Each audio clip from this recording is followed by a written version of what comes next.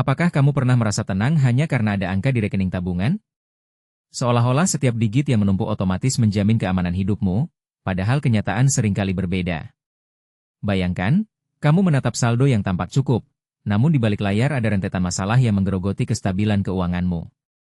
Di video kali ini, saya akan mengungkap 7 tanda bahwa finansialmu sebenarnya sudah rapuh meski tabungan masih ada, lalu memberikan 2 langkah praktis yang bisa kamu terapkan segera untuk memperkuat fondasi keuanganmu.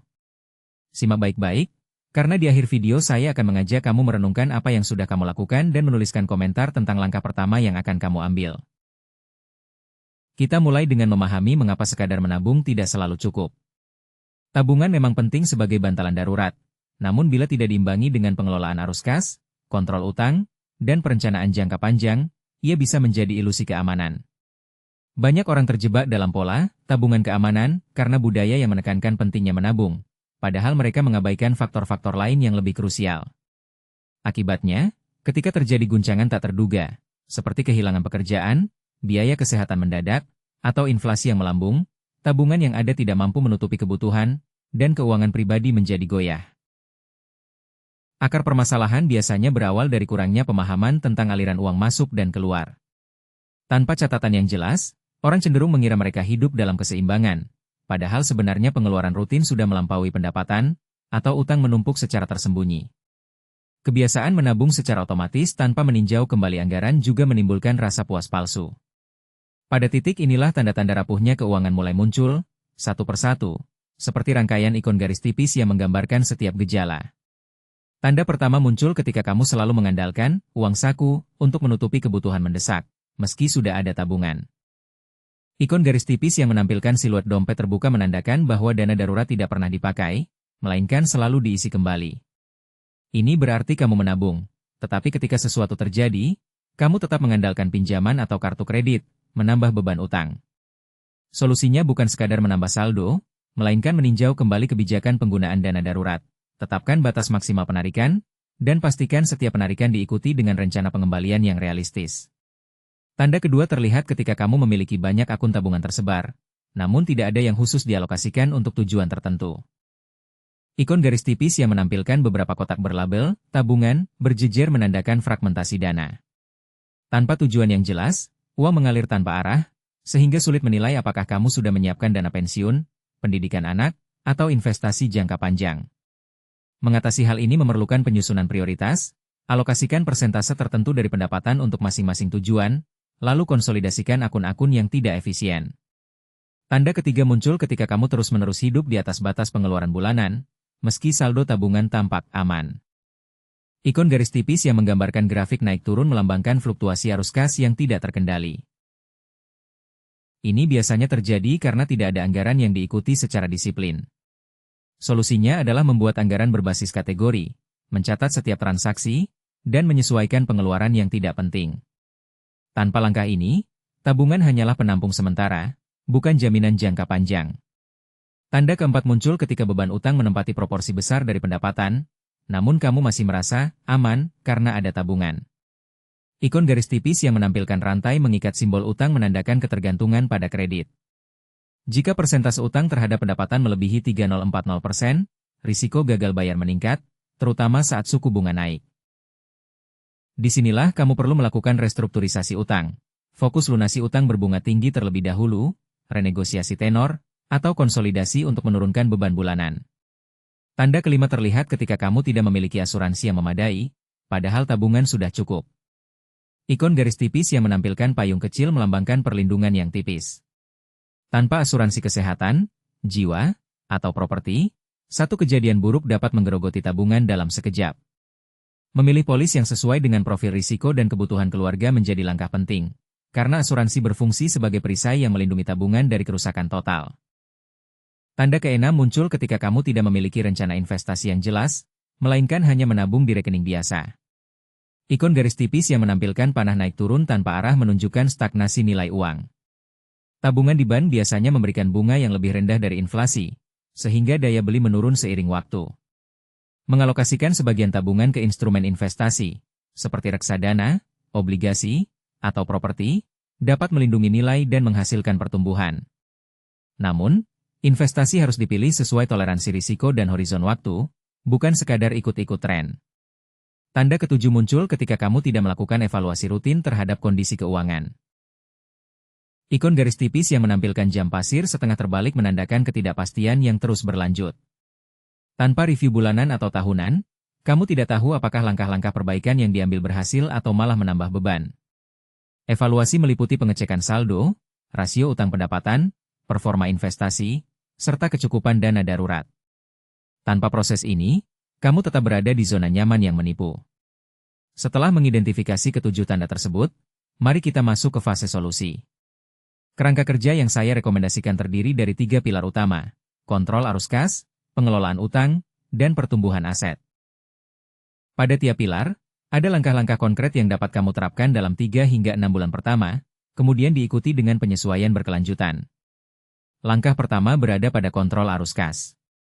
Mulailah dengan mencatat semua pemasukan dan pengeluaran selama 1 bulan penuh, termasuk transaksi kecil yang sering terlewat. Gunakan catatan manual atau aplikasi keuangan sederhana, yang menampilkan grafik alur uang masuk keluar. Setelah data terkumpul, kelompokkan pengeluaran menjadi kebutuhan pokok, kebutuhan sekunder, dan keinginan.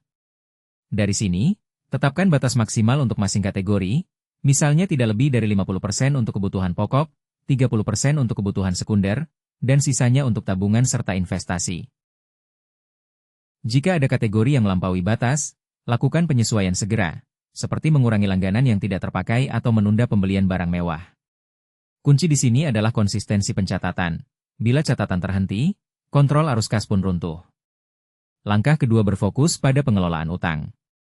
Identifikasi semua utang yang kamu miliki, termasuk kartu kredit, pinjaman pribadi, dan kredit kendaraan. Catat suku bunga, tenor, dan cicilan bulanan masing-masing. Prioritaskan pelunasan utang berbunga tinggi terlebih dahulu, karena beban bunga akan menggerogoti tabungan lebih cepat. Jika memungkinkan, alokasikan dana ekstra dari penghematan arus kas untuk mempercepat pelunasan. Bagi yang memiliki banyak utang kecil dengan bunga rendah, pertimbangkan konsolidasi ke satu pinjaman dengan bunga lebih rendah, sehingga beban administrasi berkurang dan pembayaran menjadi lebih terstruktur. Hindari menambah utang baru selama proses restrukturisasi, kecuali memang diperlukan untuk investasi produktif yang menghasilkan pendapatan lebih tinggi. Langkah ketiga beralih ke pertumbuhan aset. Setelah arus kas stabil dan utang terkendali, alokasikan minimal 1015% dari pendapatan bersih ke instrumen investasi yang sesuai.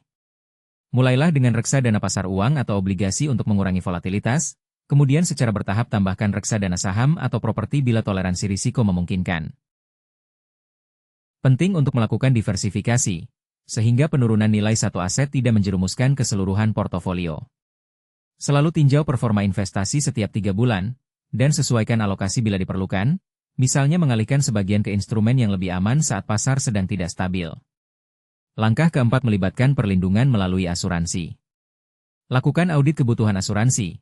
Pastikan kamu memiliki asuransi kesehatan yang menutupi biaya rawat inap dan rawat jalan, asuransi jiwa dengan nilai pertanggungan minimal 3 kali penghasilan tahunan, serta asuransi properti atau kendaraan bila memiliki aset signifikan. Pilih polis dengan premi yang terjangkau namun manfaat yang memadai.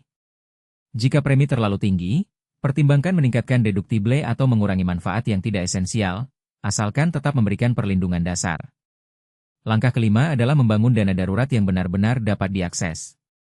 Idealnya, dana darurat setara 3 hingga 6 bulan pengeluaran tetap, disimpan di rekening tabungan yang mudah ditarik, bukan di deposito berjangka yang memerlukan waktu pencairan. Tetapkan batas maksimum penarikan, misalnya tidak lebih dari 10% dari total dana darurat per kejadian, untuk menghindari pengurasan total. Setiap kali dana darurat digunakan, segera alokasikan kembali dana yang sama dari surplus arus kas bulan berikutnya. Langkah keenam menekankan pentingnya evaluasi rutin. Jadwalkan sesi review keuangan setiap 3 bulan, di mana kamu menilai apakah batas pengeluaran masih relevan, apakah rasio utang pendapatan sudah turun ke level aman, serta apakah investasi memberikan return yang diharapkan. Gunakan indikator kunci seperti rasio likuiditas, kas atau tabungan pengeluaran bulanan, rasio utang, total utang pendapatan bersih, dan pertumbuhan aset bersih, nilai aset minus total utang. Jika indikator menunjukkan penurunan, identifikasi penyebabnya dan lakukan penyesuaian cepat. Langkah ketujuh, dan tidak kalah penting, adalah membangun kebiasaan belajar keuangan. Bacalah buku atau ikuti kursus singkat tentang manajemen keuangan pribadi, investasi, atau perencanaan pensiun. Pengetahuan baru akan membantu kamu menghindari kesalahan umum, seperti menaruh semua uang di satu instrumen, atau mengabaikan inflasi dalam perencanaan tabungan. Kebiasaan belajar ini juga memperkuat motivasi, karena kamu melihat progres yang terukur. 2 tips praktis yang dapat langsung kamu terapkan hari ini adalah: pertama, otomatisasi alokasi dana. Atur agar sebagian persentase pendapatan langsung masuk ke rekening tabungan darurat, rekening investasi, dan rekening asuransi pada hari gajian. Dengan begitu, kamu tidak perlu menahan diri untuk menabung secara manual, dan uang akan menjauh dari godaan pengeluaran tidak penting. Kedua, gunakan metode envelope digital. Buat beberapa kategori virtual di aplikasi keuangan, masing-masing dengan batas dana yang sudah ditentukan. Setiap kali kamu melakukan pembelian, tarik dana dari kategori yang sesuai. Sistem ini memberi visualisasi yang jelas tentang seberapa banyak uang yang tersisa untuk kebutuhan tertentu, sehingga mengurangi risiko overspending. Sekarang, mari kita lihat contoh penerapan di dunia nyata. Bayangkan seorang karyawan bernama Rina, berusia 32 tahun, dengan pendapatan bersih 7 juta rupiah per bulan. Rina memiliki tabungan 30 juta rupiah, namun tidak memiliki asuransi kesehatan dan masih menanggung cicilan kartu kredit sebesar 2,5 juta rupiah per bulan. Ia juga menyimpan uang di rekening tabungan biasa tanpa rencana investasi. Ketika Rina mengidentifikasi tanda-tanda rapuh, yaitu ketergantungan pada pinjaman darurat, utang kartu kredit tinggi, dan tidak ada asuransi, ia memutuskan mengikuti langkah-langkah di atas. Pertama, Rina mencatat semua pengeluarannya selama 1 bulan, menemukan bahwa ia menghabiskan 1,5 juta rupiah untuk layanan streaming dan makan di luar yang tidak perlu. Ia mengurangi pengeluaran tersebut menjadi 500 ribu rupiah, mengalihkan selisih 1 juta rupiah untuk melunasi cicilan kartu kredit lebih cepat. Selanjutnya, Rina mengkonsolidasikan utang kartu kredit ke pinjaman pribadi dengan bunga lebih rendah, menurunkan cicilan bulanan menjadi 1,8 juta rupiah. Ia membuka polis asuransi kesehatan dasar dengan premi 300 ribu rupiah per bulan, dan menambah investasi reksa dana pasar uang sebesar 500 ribu rupiah per bulan. Selama 3 bulan, Rina melakukan review rutin, melihat bahwa rasio utang pendapatan turun dari 36% menjadi 22%, dan nilai aset bersih meningkat karena investasi mulai menghasilkan return. Dengan cara ini, meski tabungan awalnya sama, kondisi keuangan Rina berubah menjadi lebih stabil dan siap menghadapi guncangan. Namun, setiap langkah tidak lepas dari risiko. Misalnya, otomatisasi alokasi dana dapat menyebabkan kekurangan likuiditas jika pengeluaran tak terduga muncul sebelum dana darurat terisi kembali. Untuk mengatasinya, pastikan ada buffer minimal 1 minggu di rekening utama. Pada tahap investasi, risiko pasar dapat menyebabkan nilai investasi turun sementara. Oleh karena itu, pilih instrumen yang sesuai dengan horizon waktu dan jangan mengalihkan dana darurat ke investasi berisiko tinggi. Pada proses konsolidasi utang, ada kemungkinan biaya administrasi atau penalti pelunasan dini, sehingga penting membaca syarat dan ketentuan dengan seksama sebelum menandatangani perjanjian baru. Kesalahan umum lainnya adalah menunda evaluasi karena merasa terlalu sibuk. Padahal tanpa evaluasi, kamu tidak akan tahu apakah strategi yang dijalankan efektif atau malah memperburuk situasi. Jadwalkan reminder di kalender, atau libatkan pasangan atau teman sebagai accountability partner untuk memastikan review tetap berjalan. Bagaimana cara mengukur apakah semua upaya ini berhasil? Ada 3 metrik utama yang dapat kamu pantau. Pertama, rasio likuiditas, yaitu total kas dan tabungan dibagi dengan pengeluaran bulanan. Nilai di atas 1 menandakan kamu memiliki cukup likuiditas untuk menutupi 1 bulan pengeluaran tanpa harus menjual aset. Kedua, rasio utang pendapatan, yang idealnya berada di bawah 30%. Penurunan nilai ini menunjukkan beban utang berkurang secara signifikan. Ketiga, pertumbuhan aset bersih, yaitu selisih antara total nilai aset dan total utang. Jika angka ini meningkat secara konsisten setiap 3 bulan, berarti strategi investasi dan tabungan kamu berjalan dengan baik.